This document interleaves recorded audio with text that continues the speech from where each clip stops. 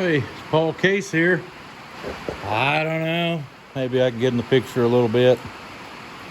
I was spraying yesterday with the 585. It's actually Case International 585 XL.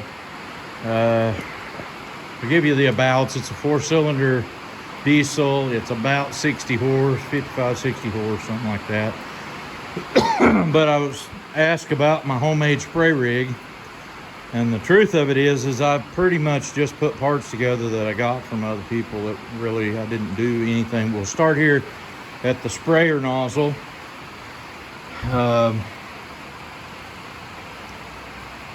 That's what it is. Now the reason it's green is because it's all brass, and they don't make them, the new ones that are this kind of a sprayer, boomless, have different spray heads. My dad bought one several years ago, and it's just got one that shoots out this way and one that shoots out this way, and a lot simpler deal. We've had less trouble with it getting plugged up, but it's maybe 4 years old, maybe 5, and they're having, Scott was using it yesterday and having trouble with the parts in the nozzles on it are rusted up. This one, the nozzle will never rust, but I do have a piece of black pipe behind it that could rust and cause me problems. These two will still screw out, and you can clean the nozzle out. And these and this one you can clean out through the hole that's in there if you have to. So I don't have too much trouble cleaning it out. I can still get these off. So but it spreads like between 25 and 32 foot, depending on the pressure. As you can see, I've got just homemade fittings. The end on this hose, this black hose, is the same as garden hose. And that actually came with a kit.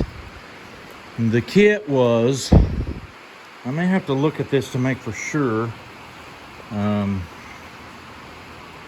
is a name on it. And I was pretty sure what it was, and then I thought, maybe that's not what it is. Now I can't see the name. Nope, it's a Dealy valve. Dealy van, whatever.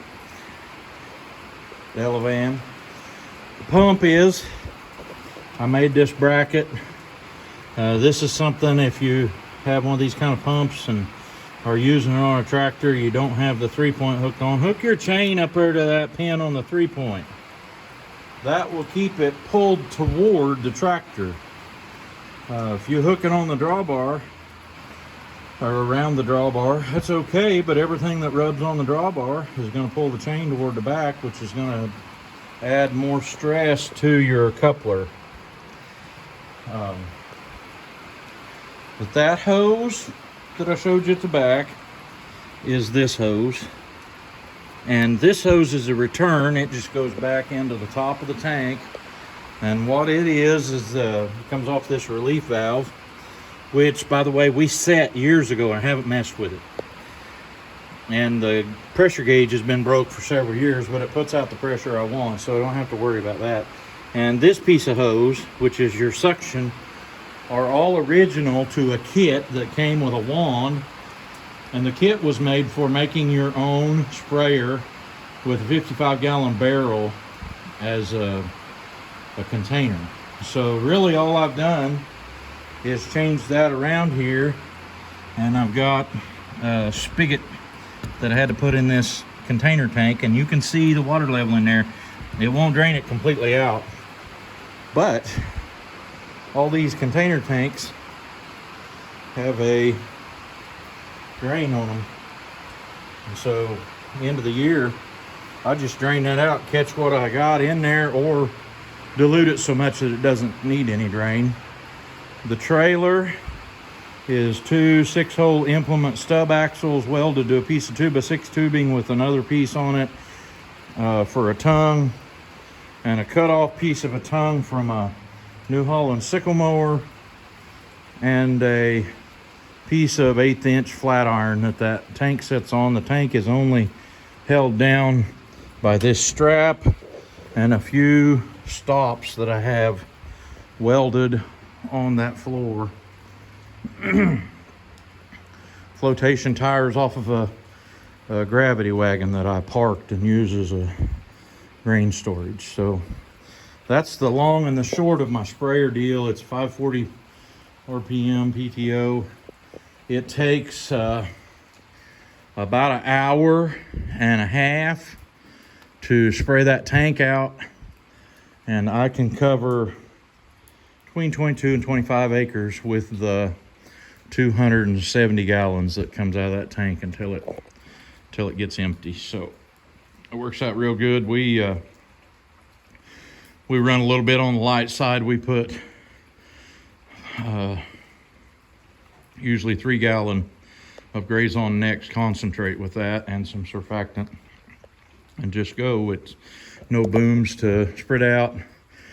I have a boomless nozzle for a 12 volt sprayer right here, and that's what it looks like.